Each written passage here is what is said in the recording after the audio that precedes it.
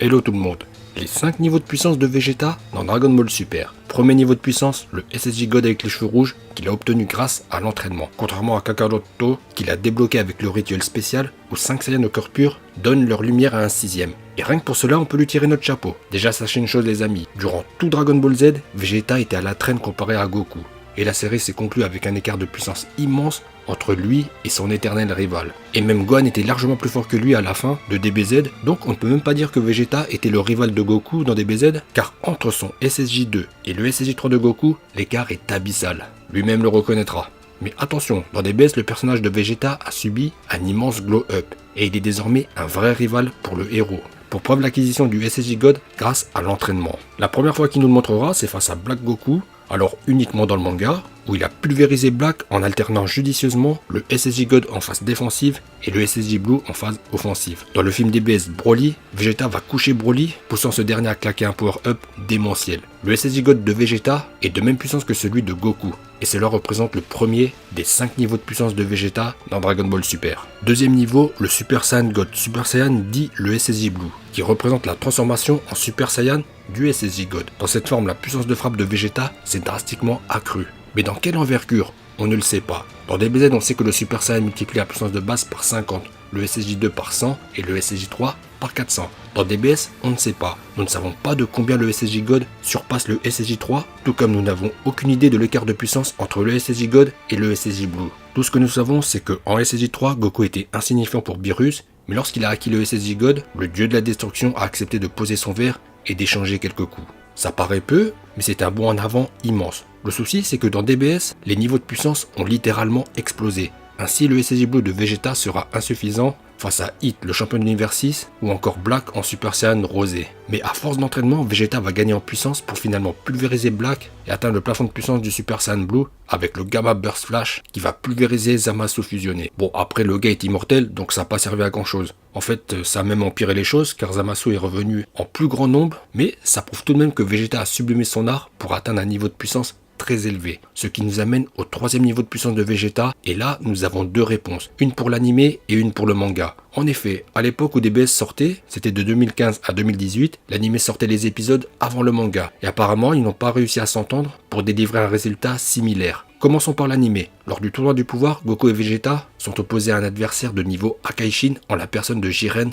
le gris. Goku claque le SSJ Blue Kaioken et Vegeta brise sa coquille et dévoile le SSJ Blue Evolution. C'est ça le troisième niveau de puissance de Vegeta dans DBS. Puis face à Toppo, qui a un sacré niveau, Vegeta va l'éjecter grâce à la technique du sacrifice, la même qu'il a utilisée face à Majin Buu où il est mort. Mais cette fois la mort n'est plus obligatoire, c'est donc devenu une technique. Bref, hélas Dragon Ball Super va subitement s'arrêter en mars 2018 et on a pu voir Vegeta dans cette forme assez peu de temps. Néanmoins dans cette forme, il a quand même pu vaincre Toppo en mode Akaishin, ce qui est très impressionnant. Mais sur ce point, il y a tout un bordel entre l'anime et le manga, et on peut penser que l'anime a un peu trop surévalué la puissance de Toppo car sa forme en dieu de la destruction n'existe pas dans le manga. Bref, c'est tout un bazar, donc autant se fier uniquement au manga, où c'est un peu plus clair. L'équivalent du SSJ Blue Evolution est le Super Saiyan Blue Full Power. Étant le héros du manga, c'est bien sûr Son Goku qui va le débloquer en premier face à Gattai Zamasu. Goku claque le SSJ Blue à 100% ou Full Power, où la totalité de l'énergie du SSJ Blue est contenue en lui. Dans cette forme, il a pu faire usage du Hakai, où Zamasu, aussi immortel soit-il, a eu super chaud et il a dû user de coups bas en faisant pop Mai pour sauver sa peau.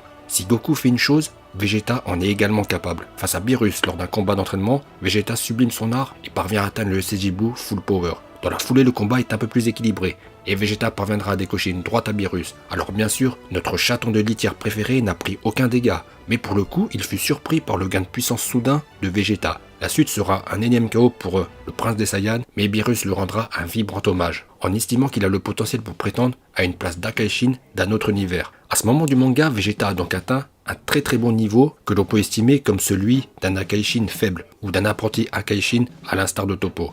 Quatrième niveau de puissance, c'est Vegeta Yardra, où il est plus fort que Goku, signe de l'Ultra Instinct. Et c'est la seule fois où il bénéficiera d'un gain de puissance important, sans passer par une nouvelle transformation. Il s'agit du Power Up suite à l'entraînement chez les Yardra, où pour la première fois il aura un maître en la personne de Pibara, qui va l'instruire à la maîtrise de l'esprit. A l'inverse de Goku qui est un guerrier discipliné, Vegeta est une brute qui fonce dans le tas. Pourtant, s'il veut gagner en puissance, pour cette fois il va devoir passer par la case introspection. Durant les 2 mois d'entraînement chez les Yardra, l'objectif était de maîtriser de nouvelles techniques. Maître Pibara lui proposera la dissociation forcée de l'esprit pour pousser Moro à régurgiter les âmes qu'il a absorbées. Technique que même Goku n'a pu maîtriser. Et dans cette optique, il s'est entraîné à canaliser son esprit. L'agréable surprise qu'a engendré le contrôle de son esprit est un power-up monstrueux. Désormais, Vegeta est un Super Saiyan Blue ++. À ce niveau de puissance, il surpasse Goku, signe de l'Ultra Instinct. Sa prestation face à Moro en est la preuve. Et si ce dernier n'avait pas absorbé Seven Tree, il aurait sauvé la Terre. Bon, par la suite, Vegeta sera vaincu par Moro, Seven Tree absorbé, puis Goku claque l'Ultra Instinct maîtrisé et sauve la Terre. Ce qui nous amène au 5e et dernier niveau de puissance connu à ce jour de Vegeta, c'est l'Ultra Ego. À la fin de l'arc Moro l'astrophage, un nouvel adversaire se profile en la personne de Granola. Et cette fois, la marche promet d'être haute, car Granola a fait le souhait de devenir le guerrier le plus puissant de l'univers. Et détail non négligeable, sa haine envers Freezer et le peuple Saiyan, qui travaillait sous ses ordres, responsable de la disparition des siens, est grande. Tous les ingrédients sont réunis pour un combat au sommet, car sur le papier, si Granola a fait le souhait de devenir le guerrier le plus puissant de l'univers, ça le propulse automatiquement devant Goku Ultra Instinct maîtrisé. Donc vous vous rendez compte de la puissance du gars. Si Vegeta veut continuer à peser dans le game, il doit encore gagner en puissance et surpasser Goku et Memi pour maîtrise des mouvements instinctifs. Avant la confrontation avec Granola, Goku s'entraîne avec Whis sur la planète de Beerus et Vegeta comprend une chose, l'Ultra Instinct ce n'est pas pour lui. Bon, il le savait déjà, mais ça nous est une fois de plus confirmé. Il est rejoint par Beerus qui confirme que l'Ultra Instinct nécessite un esprit calme, c'est la technique des anges. En revanche, les dieux de la destruction, qui sont un peu plus nerveux, ont leur propre style de combat, la destruction. Ça tombe bien, Vegeta aussi est un nerveux dans l'âme.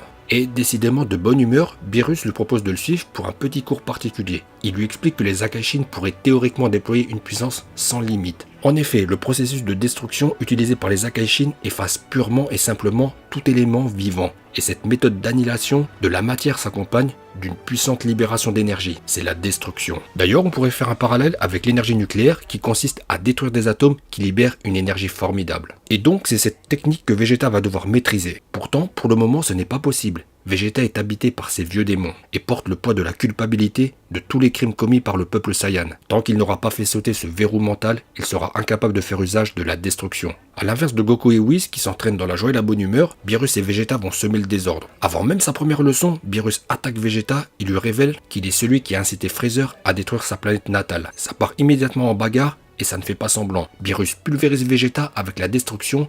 Et c'est ça la première leçon de Beerus. Bien maîtrisée, la destruction permet d'infliger de lourds dégâts sans pour autant annihiler la matière. Goku et Whis observent de loin et se disent « Wow, ça a l'air d'être quelque chose l'entraînement de Beerus ». Toutes ces péripéties nous amènent au terrible affrontement contre Granola, celui qui est devenu le guerrier le plus puissant de l'univers. Beerus offre une boucle d'oreille à Vegeta qui symbolise sa maîtrise de la destruction. Désormais, Vegeta représente Beerus, dieu de la destruction. Ayant l'esprit de compétition, Whis marque Goku de son emblème qui va représenter les anges. Face à Granola, Goku passe en premier et il est vaincu. Vegeta prend le relais et encaisse un nombre de coups importants sans broncher. Pire, il donne l'impression de vouloir encaisser un maximum de frappes, jusqu'au moment où il atteint un point de rupture et claque sa nouvelle transformation, l'Ultra Ego. Enveloppé de l'aura des Akaishin, pas de sourcils et doté d'une musculature taillée dans la pierre, Vegeta gravit une nouvelle marche en direction de l'excellence. Le combat reprend et Granola est détruit. Vegeta encaisse un nombre de coups importants, mais chacune des frappes adverses renforce son ego surdimensionné et donc sa puissance. Néanmoins, il y a une limite à son pouvoir.